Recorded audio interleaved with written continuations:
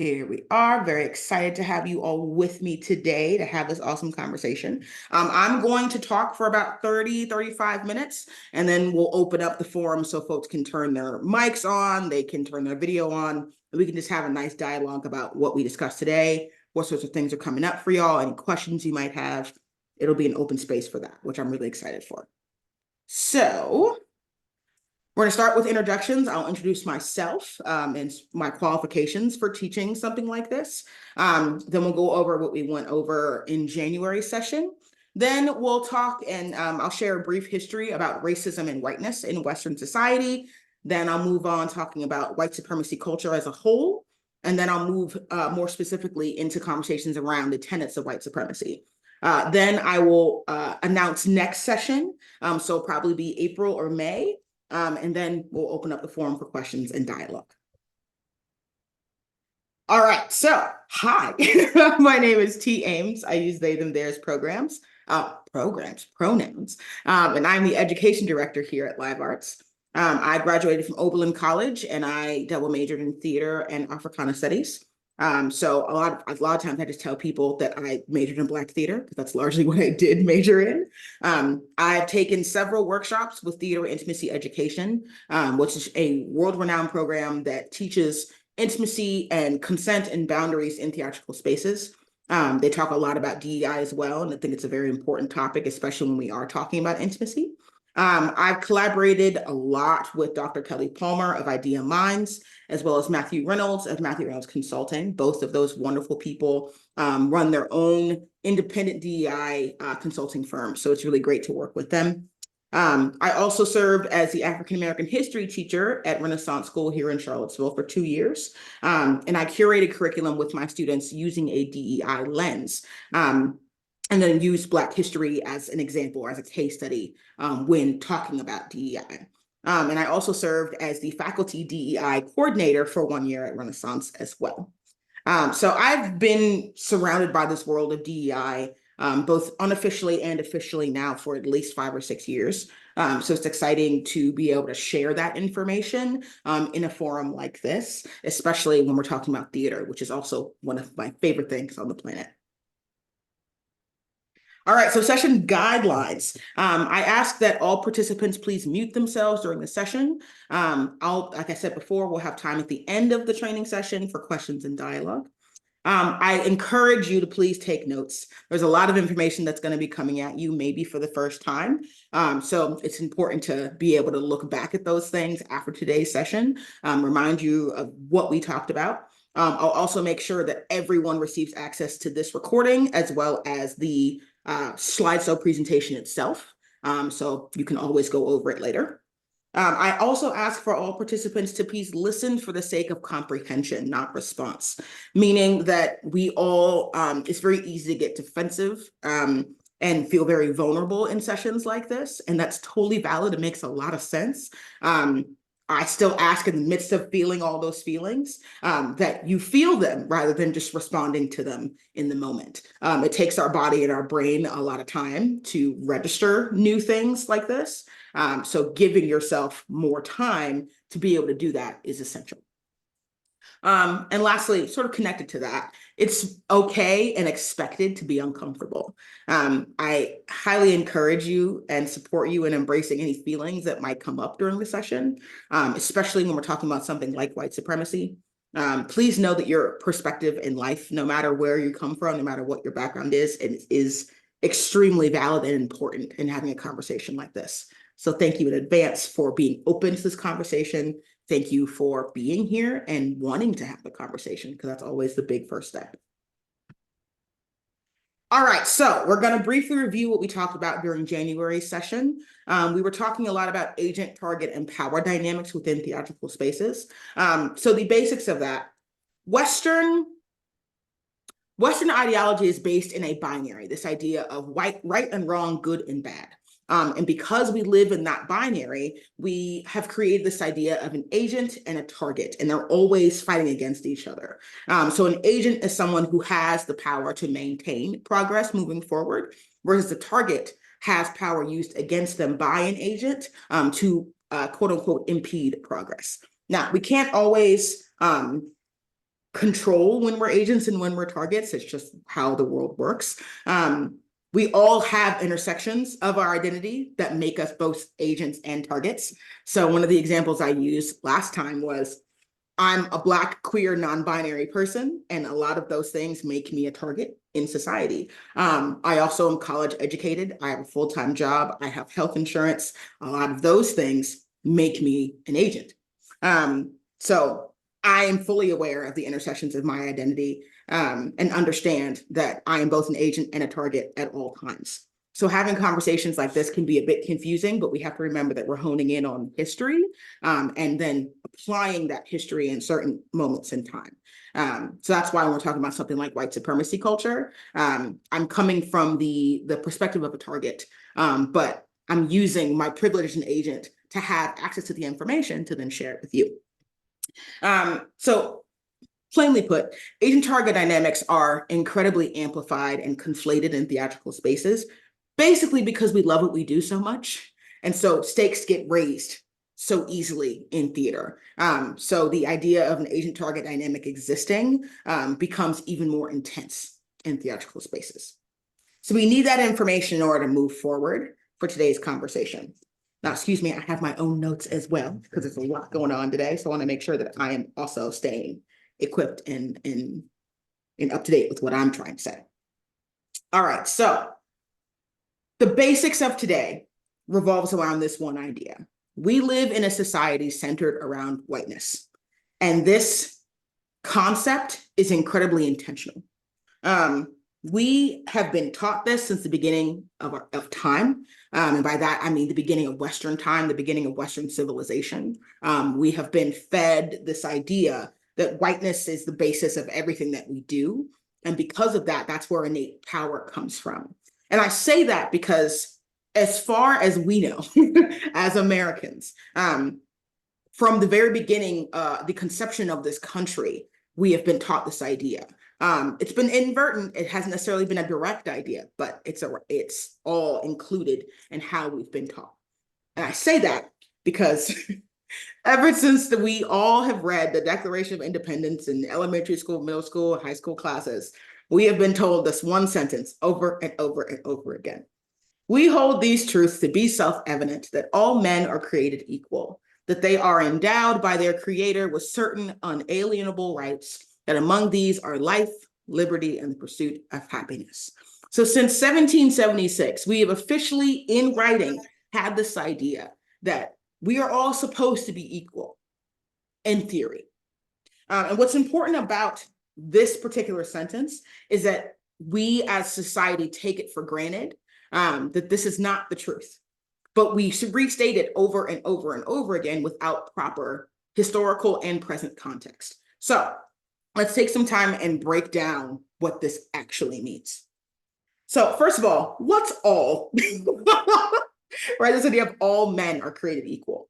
The all actually only applies to those who were present in that room when that document was written. You'd think that would be self-explanatory, but it's important to put out into the world. So the people who were present in that room were white, rich, free, land-owning, cisgendered, heterosexual men, as far as we know. Yes, there were probably enslaved people walking in and out because they were there for hours. That's the story we're all told, to create this document and sign this document. But largely speaking, we're only talking about that group of people. So all becomes only, because we're only talking about that small subset of people that were in that room. Men also applies to this, because again, I know a lot of times we talk about the royal we, and we say man, meaning everyone. No, in this case, we literally mean just cisgendered men. I think it's also important in this context to remember that whenever we see a document that's written about man, we have to remember that we have to take that at face value. I think there's a lot of interpretations of what that might mean. We should believe it when we see it. So this idea of all men are created equal, it's even mentioned in Hamilton the musical, right? Of like, we have the scholar sisters talking about all men are created equal, and how, well, yes, it'd be great if we included women at some point. It's intentional that women were not a part of that conversation, that non-binary people and other genders that were not even talked about in the 1700s were not included in men. Then let's talk about the context of created. So here we're talking about the idea of Christianity and God's image. We are not going to spend a lot of time talking about religion today. It is, however, important for the context of this conversation, that our country was founded using Christian values and Christian moral belief. And we'll get more into that as we continue forward today. But it's important to at least mention at this point in our conversation that the idea of created is created in God's image, which again, only is really talking about rich, white, free, land-owning, cisgendered, heterosexual men who were in that room. And then we have to talk about the difference between equal and equitable. So I feel like we all have started having these conversations because DEI has become such a big topic over the last few years. But just to review, equal is giving everyone the same thing and expecting that that's enough. Versus equitable is giving everyone what they need in order to succeed, what they need to be their best selves. So I can be given the same thing as this list of the only people that were there, the white, rich, free, land-owning, cisgendered, heterosexual men, and I still would not have what I need because I'm not that. And so again, this list that we're talking about, as we break this down, is only applying to a small subset of people that at the time in 1776 was the majority. That is no longer the majority in America, and we all know that. So if we rephrase that one sentence in the Declaration of Independence, what it's actually saying, and again, this is a document that we still use and that we still refer to in 2024. What we're actually saying is, we hold these truths to be self-evident, that only white, Christian, cisgendered, heterosexual, rich, land-owning, able-bodied, and free men are granted access and control because they have earned the right to power and privilege as the ultimate agent. And by ultimate agent, I mean that long list of things I just mentioned. Because again, in Western society, those are the folks who have the most power at any given time. So if there's someone who belongs to that subset, it's not a bad thing. It's just how we are all born into Western society and the privileges and innate privileges that we come into the world with. That is an important distinction to make here. So when we talk about that subset having access to life, liberty, and the pursuit of happiness, what we're also talking about is that innate sense of institutional power that we talked about at last session. So just a refresher on that. Institutional power talks about access and control granted to an agent group that is then embedded into society. So given that we're talking about the Declaration of Independence, that is supposed to be one of the most important documents in American history, what we're actually talking about is only that subset of people who are granted that access and control, and that idea has been embedded in society. We'll come back to that. All right. So now that we know where we start with this idea of whiteness and why it has become so prevalent in society that equals power, then we have to move into modern society. So how did the concept of the ultimate agent, the white, cisgendered, heterosexual, rich, land-owning, able-bodied white man, how did that idea of the ultimate agent become ingrained into our society as we know it today? We're going to dive a little bit into Stamped by Jason Reynolds and Ibram X. Kendi, one of my favorite books. The idea of American enslavement, I think we all have been taught as years have gone on in school, that enslavement was not necessarily about race to begin with. It was. It absolutely was. Not just because of cheaper labor coming out of the African continent, but because it became so easy to identify someone based on the color of their skin, that became the go-to way of getting and enslaving people. Because not only was it cheaper, but also it was an easier identifier of, you are darker than me, henceforth you must be less than me. It became a logical if-then scenario in American history. So American enslavement is based in that Western ideology that we've talked about, that distinct binary of agents and targets, the agent being those who are doing the enslaving and the target being those who are enslaved. Now, notice that I'm saying enslavement and enslaved, not slavery and slaves. The idea being that we're giving power back to the people that have been affected by this. So slaves are not slaves. They are people who have been enslaved. Enslavement is the study of people who have been enslaved, not just the idea of slavery because we're talking about slaves. I hope that makes sense. So we can talk about that more later if it doesn't. So American enslavement, the whole reason why it became the massive 400-year, 500-year ordeal that it did is because it added this idea of religion and moral belief as key components of reasoning behind racist ideology. So we bring in the idea of the white savior complex, the moral need to bring God to the savages, to those who were not Christian, those who did not understand Western ideology, aka everyone on the African continent. We also bring in this conversation about capitalism, just the pure profit out of getting cheaper labor off the African continent and then distributing it around the world. And then also the race for Africa, this idea that so many European countries, once they all found out that Portugal, which was the first country to really start enslaving folks from Africa, once people started understanding that Portuguese had an advantage because there were so many people to buy, so many people to steal from the continent, everyone wanted a piece of Africa, right? So when I say race for Africa, I'm talking about all of the European countries that came in during enslavement to enslave those from that continent, and the competition that was born out of that race.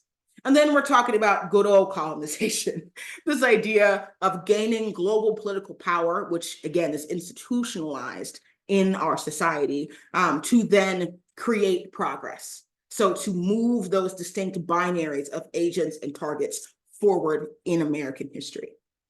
Now, when we're having this conversation, it's important to understand and remember that racism was born because it seemed simpler at the time to identify Black people just because we looked different.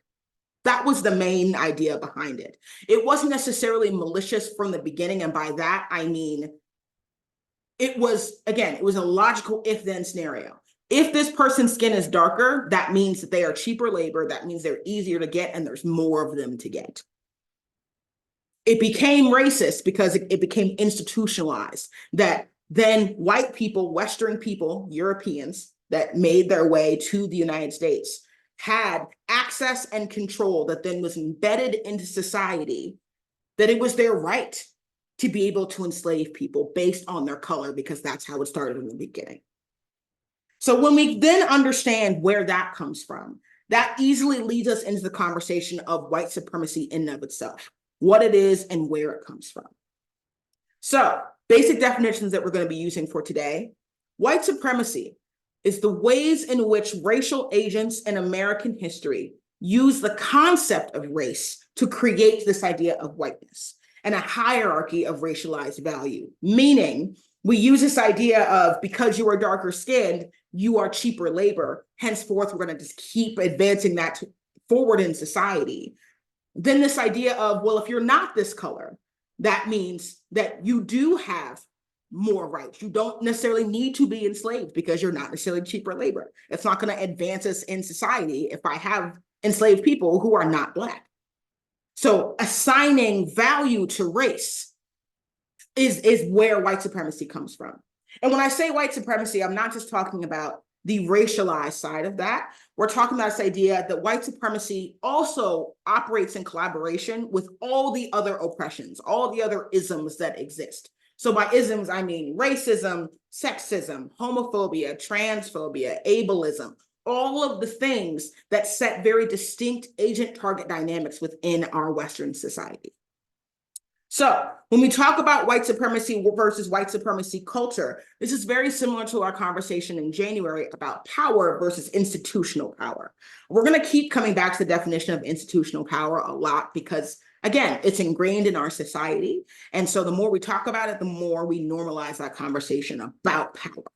So white supremacy culture is a form of racism that centers around that belief of white supremacy. So this idea that whiteness and those who are white should politically, economically, and socially dominate those who are not white. So again, if institutional power is all about access and control granted to an agent group that has then been embedded in society over time, in this case, that means that access and control is only granted to white people and people who identify as white.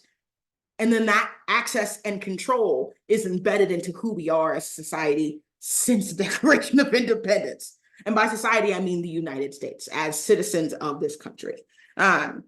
So we are automatically put into this system from birth because that's how our country started. So when people say that racism, it's so easy to dismantle, it's so easy to not be racist, it's not. It's not. And I say that because it's part of who we are as Americans. We are taught since birth that this is how the world works. It takes just as much work to dismantle racism, just as much time to dismantle it as it took to create it, which is why doing anti-racist work can be so challenging at times, because we are so used to this being how our world works that it's hard to go back and spend as much time dismantling it because we don't have that much time. And by that, I mean, it took 400 plus years for us to get to where we're at. So now it's going to take 400 plus years to fully get back to this idea of maybe that's not how the world should work.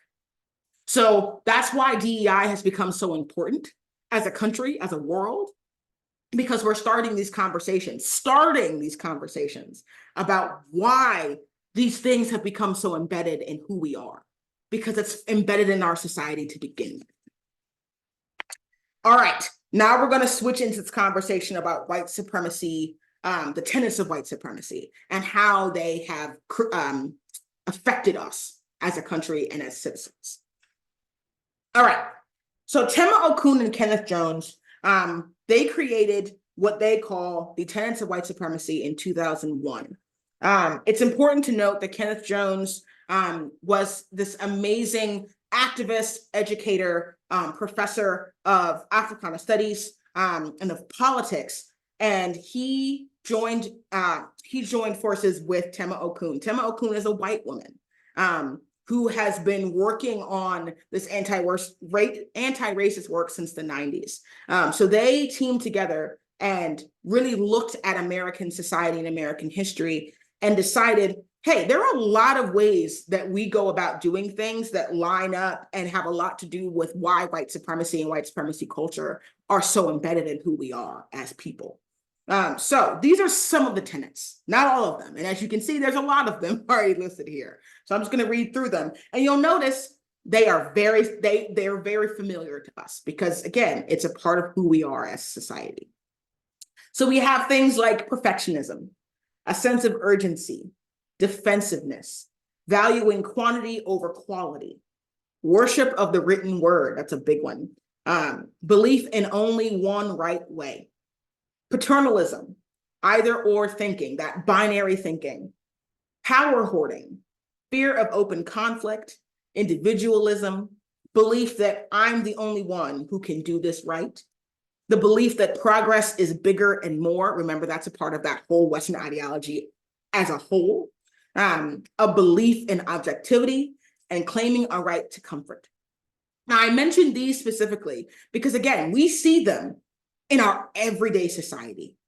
I joked with Anne, who is the executive director here at Live Arts. I've joked with her when I was hired that I was going to laminate a full list of tenets of white supremacy and put it up in our office. And whenever something would come up that reminded me of one of these tenets, I would just tick it off the list to remind people visually that these things are a part of our everyday society.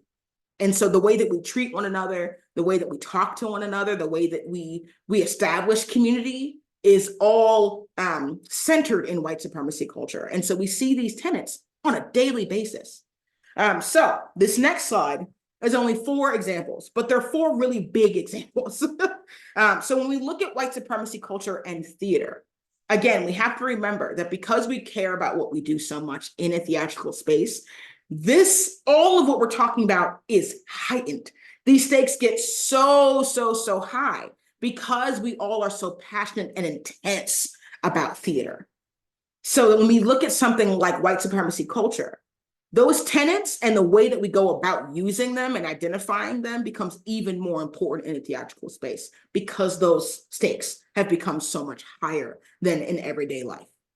So the 4 examples I've included here, we've got directors stressing themselves, their cast, and their crew to create a perfect end product, creating a false sense of urgency throughout the rehearsal and tech process. We see this day in, day out. It's not just live arts, it's every theater, especially looking at theater of the 20th century. This was golden. This was how everything was done. You can see now we're doing a little bit differently, or at least we're trying to, but those same ideas of institutional power are still so deeply ingrained in who we are that it comes out in our art. So you have cast members who are incredibly stressed out because our directors are incredibly stressed out. And there's this race to the finish line, the race to the end, the race to tech and the production process, the show run itself. The idea that we have to have a perfect end product, no matter how much work we put into it, it has to be perfect. That sort of perfectionism is dangerous to a sense, especially when we're talking about listening to each other and communicating our consent and boundaries. Those boundaries are easily crossed when this is the goal, when perfectionism is the goal, and when we're operating within a sense of urgency, because we care more about that end product being perfect than we do people's lives and their livelihood and their well-being.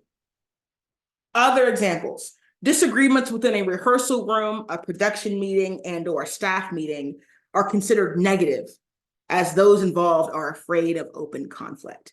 I think, and this is not just theater, this is any sort of interactions, interpersonal interactions that we have as human beings in Western society. This idea that we disagree with one another can be really scary because we don't know how to respectfully have a disagreement where one person is always right and one person is always wrong. That's where our brains are. So when everyone believes that they're an agent in the room, everyone believes that they have access to that innate power in that space, we get scared of having an argument, of disagreeing about anything, because it could easily build to something very dangerous because we all want to be right in that scenario. So instead, we just stay away from the conflict. Whereas in a lot of Eastern and indigenous societies and ways of thinking, ways of being, open conflict is encouraged. This idea of, yeah, we're all going to disagree because we're all different people, but we all have to come together as a community and create things, which means we have to be open to hearing each other, empathizing with one another, and just being real about what we feel. And fear of open conflict keeps us from feeling how we actually feel, and instead makes us only agree or try to agree because it's easier. It takes less time. And it's not as scary, to be quite honest. Another example: anyone who disagrees with an agent, so that could be a designer, a director, a staff member, doesn't matter, but someone in a space of power within a theater, is inherently wrong because the agents are objectively correct. Anyone who disagrees is deemed problematic. So because theaters have their constitutions, right, or their ways of doing things, if there's a director who comes in and does something differently, they can be considered wrong or problematic because they're not doing things the way that they are expected to do it. And I don't mean about safety. I'm not talking about I'm not talking about the basics of keeping people in that space safe and well and doing great. I'm talking about something that I've experienced a lot in theater, where I have a very different directing style. I spend a lot of time checking in with my actors. I spend a lot of time in ritual within theatrical spaces, where I believe we need to be people forward, not play forward. And so I have people coming into my rehearsals and sitting in and are like, you're wasting a lot of time because you're talking to your actors. You're spending way too much time making sure that they're okay. If I don't make sure that they're all right and we're not watching out for each other, then we don't know what could arise. So this idea that I am objectively wrong as director because I'm not doing things the way that Western theater normally does it, I've been accused of that several times. And I'm not talking specifically about live arts. I'm talking about just directing the way that I like to direct. And I'm directing more from an indigenous Africana way of looking at theater. So I've been called wrong a lot of times for my directing style. And still to this day, it's something that I have to deal with. Another example, encouraging a collaborative process, because we all want the community to be what we're really talking about and what we really want to focus on. But instead, we're actually creating a hostile theatrical environment, because there is only one right way to stage, act, sing, design, put on a show. And so we show that through intense power hoarding. Again, what you'll notice about the tenets of white supremacy, if it hasn't already become clear, is that they all overlap. They all are intertwined in how we interact with one another on a daily basis. There's always an agent, there's always a target. And in this scenario, again, that agent is a part of that ultimate agent category, or someone who is white, because that is where our country started this idea of the agent target dynamic. So even the white supremacy culture, yes, it's called white supremacy culture, it really is this idea of Western agent supremacy culture. So we all believe that we have a right or deserve the right to say, do, or think whatever we want. But that's all steeped in this idea of supremacy culture, that there has to be a group that's always an agent, and there's a group that's always a target. And because that access and control is always given to the agent, they are constantly wanting to keep that control, because one of the agent's biggest fears is becoming a target. So when you're talking about intersections of identities, that can get really complicated and make our heads hurt because we all, in moments of being agents, are scared to become targets because we see what targets go through. And at the same time, all of us who are targets at times want to become agents in a Western society because we see how much power they have. We see how much access they have. We see how much control they have. And we want to have that too, because we all should have access to that. But that's not how our society was created. That's not what was supposed to happen. Declaration of Independence has made that very clear because of who was in that room when they wrote that document and who they were talking about. All right, important things to remember moving forward from today. Knowledge is definitely power. Access to information and resources is an immense privilege in our world. And knowing that we have access to something like DEI training, not a lot of people talk about, not a lot of people have that access. So sharing information is vital if we want to get this information out into the world and have more people start these conversations. Ignorance is only bliss for those in positions of power. Ignoring the agent target dynamic, ignoring white supremacy culture, ignoring how our world works does nothing to help anyone except for make agents, not even make agents, it reinforces that white supremacy culture and what we're doing. Identifying and acknowledging how history affects us in the present creates that space for anti-racist work to be done, for anti-oppressive work to be done. And it helps us to create that equity that we're looking for rather than that equality. Because again, we want everyone to have what they need when they need it, rather than just giving everyone this blanket idea of freedom and saying, here you go, with no context, with no help, with no resources. Talking about everything we're talking about right now normalizes talking about things like this. So the more that we identify these tenets of white supremacy, the more that we can identify white supremacy culture, the better we are at being able to identify that later on and then have these conversations moving forward, because it keeps us from alienating each other. It keeps us talking, it keeps us open, and it keeps this dialogue going, which is ultimately what we want in DEI work. White supremacy culture applies to more than just racial inequity. So again, we're talking about all the isms: sexism, racism, homophobia, transphobia, ableism, all of the things that keep us very divided in Western society. Those things that we should be celebrating because we're so diverse, because there's so many different intersections of identities. It makes us enemies in Western society because that keeps us in that agent target binary dynamic, that one group is always right, one group is always wrong. One group is always good, one group is always bad. So talking about these things and remembering that white supremacy culture permeates every part of our society is incredibly important as we continue to share this information. And remember that at the end of the day, the goal is equity, not equality, making sure that people have what they need, not what we think they need. All right. Next session, We're going to be talking about dismantling white supremacy culture. So how do we go about identifying these things? How do we go about having those conversations? And that really starts with identifying DEI within theater and then identifying what allyship really is and how to be better allies.